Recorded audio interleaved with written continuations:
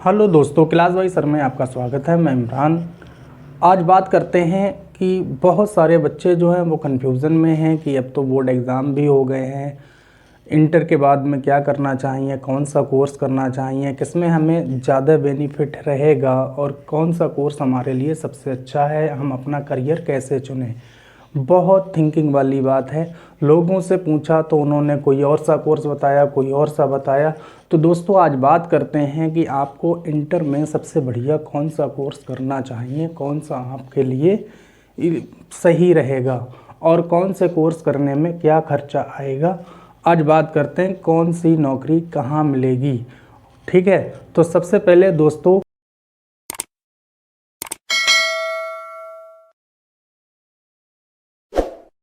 अगर आपने इंटर का एग्ज़ाम दिया है और इंटर के एग्ज़ाम के बाद आप कन्फ्यूज़न में हैं कि इंटर के बाद क्या करना चाहिए, तो आइए मैं आपको बताता हूं कि आपको क्या करना चाहिए। बात करते हैं इंटर में आपके जो है 4 कैटेगरी से आप कर सकते हैं, 1, 2, 3 और 4। Number 1 arts. अगर आप आर्ट्स से हैं तो आप बीए कर सकते हैं। बीए एक बैचलर डिग्री होती है, बैचलर ऑफ आर्ट्स की फुल फॉर्म होती है और ये केवल ग्रेजुएशन होता है 4 साल का। इसे आप कहीं से भी कर लें। लगभग 1 साल का जो खर्चा आता है वो 5 से 6 हज़ार आता है। फिर आप बीए एलएलबी होता है, ये एलएलबी होता है, ये कर सकते हैं। बीएलएड कोर्स जो होता है वो टीचर के लिए होता है। अगर आप इंटर के बाद में टीचिंग करना चाहते हैं तो आपको बीएड करने की कोई ज़रूरत नहीं, डीएलएड करने की, बीटीसी करने की कोई ज़रूरत नहीं। आप ये कोर्स 4 साल का जो होता है बीएलएड ये कर सकते हैं। नेक्स्ट आप बीएचएम कर सकते हैं। बीएचएम क्या होता है, बहुत स्कोप है इस कोर्स का, bachelor hotel of management. Bachelor hotel of management ये बहुत ही ट्रेंडिंग है क्योंकि 5 स्टार, 4 स्टार और 3 स्टार जो होटल्स हैं उनमें वेटर्स के लिए, मैनेजर्स के लिए और बहुत सारी जॉब्स के लिए ये कोर्स होता है। इसके बाद आप बीसीए, अगर आपको कंप्यूटर में इंटरेस्ट है तो आप कंप्यूटर में बीसीए कर सकते हैं, बैचलर कंप्यूटर ऑफ एप्लीकेशन। अगर आप पीसीबी से हैं, फिजिक्स, केमिस्ट्री और बायोलॉजी से हैं, तो आप ये कोर्सेज कर सकते हैं। जो नंबर 1 आप डॉक्टर बन सकते हैं, MBBS doctor, BAMS, BUMS, BHMS, ये बीडीएस, ये डॉक्टर्स आप बन सकते हैं। तो आप ये करना है। इसके लिए एक नीट का एग्ज़ाम होता है और नीट में आपको बढ़िया, नीट की मैं कल वीडियो लाऊंगा, कल उसमें देखेंगे। नेक्स्ट आप बीएससी कर सकते हैं। बीएससी के बाद एमएससी के बाद आप अच्छे से साइंटिस्ट में चले जा सकते हैं या टीचिंग मोड में भी जा सकते हैं। Next BSc nursing. BSc nursing ये एक ऐसा कोर्स है जो ट्रेंडिंग में है, बहुत लोग करते हैं और ये करने के बाद आप बिल्कुल बेरोज़गार नहीं रहेंगे। अगला है पैरामेडिकल में कोई सा भी कोर्स कर सकते हैं, डीएमएलटी कर सकते हैं, जो पैथोलॉजी लैब का होता है वो कर सकते हैं, रेडियोलॉजी जो एक्सरे वगैरह होता है वो कर सकते हैं। बहुत सारे कोर्सेज हैं पैरामेडिकल में जो आते हैं और ये लगभग बीएससी नर्सिंग का जो खर्चा आएगा वो आपका 90 से 1 लाख रुपए प्रति वर्ष, 4 साल का होता है। पैरामेडिकल आपका 1 से 1.5 लाख में पूरा कोर्स हो जाता है। Next B pharma bachelor of pharmacy, ये करने के बाद आप एम फार्मा कर सकते हैं। इसमें बहुत सारी सरकारी जॉब्स होती हैं, वो आप अपना मेडिकल डाल सकते हैं या दवाई फैक्ट्रियां जो होती हैं उनमें आप अच्छे से वर्क कर सकते हैं। बी फार्मा जो है वो 4 साल का होता है। D pharma diploma of pharmacy जो है ये 2 साल का होता है। आप चाहिए कर लें, ये आपका 70 से 80 हज़ार रुपये 1 साल की फ़ीस में हो जाएगा। नेक्स्ट बात करते हैं, अगर आप पीसीएम फिजिक्स, केमिस्ट्री और मैथ स्ट्रीम से हैं तो आप बीटेक कर सकते हैं। बीटेक होता है bachelor of technology, BE bachelor of engineering, ये कर सकते हैं। नेक्स्ट पॉलीटेक्निक जो जीटीआई के नाम से होता है 3 साल का, ये 4 साल के हैं और ये 3 साल का होता है।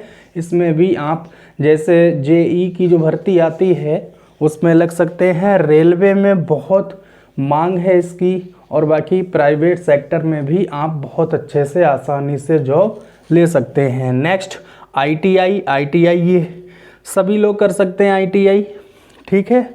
डी फार्मा भी आप कर सकते हैं, आप बी फार्मा नहीं कर, बी फार्मा कर सकते हैं। बी फार्मा आप भी कर सकते हैं, वी फार्मा कर सकते हैं आप।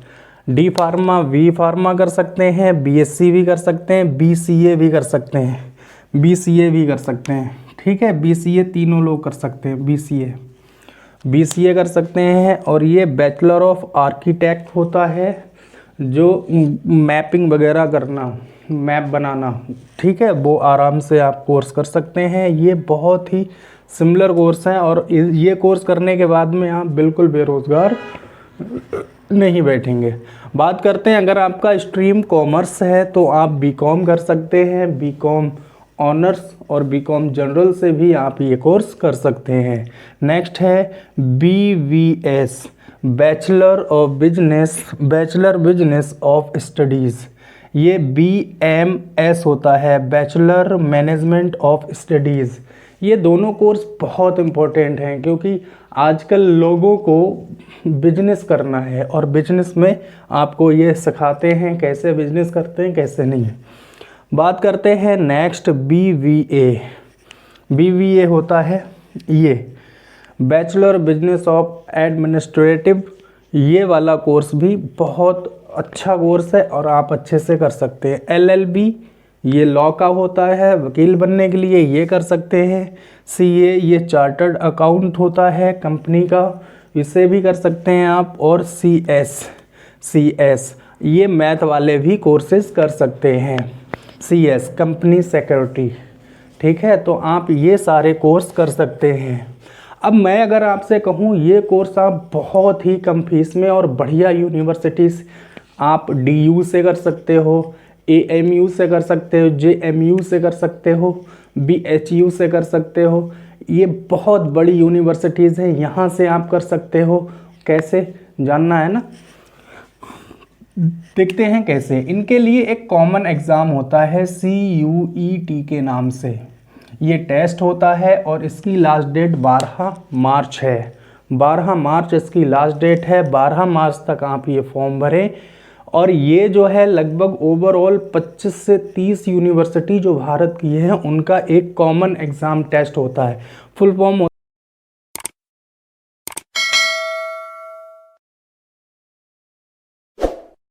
फॉर्म होती है वो कॉमन यूनिवर्सिटी एंट्रेंस टेस्ट होती है।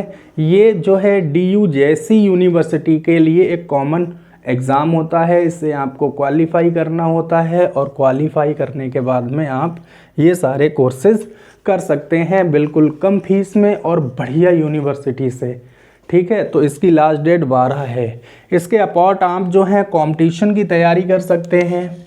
जैसे रेलवे है, रेलवे की तैयारी कर सकते हैं सारे, चाहे आप आर्ट्स से हों, चाहे मैथ से हों, चाहे बायोलॉजी से हों, चाहे कॉमर्स से हैं, या स्टेट पुलिस जो स्टेट पुलिस होती है जैसे UP police, MP police, Delhi police, इनकी भी तैयारी कर सकते हैं आप किसी भी स्ट्रीम से हों, चाहे मैथ से हों, बायोलॉजी से हों, किसी से भी हों। इसके अलावा आप जो हैं लेखपाल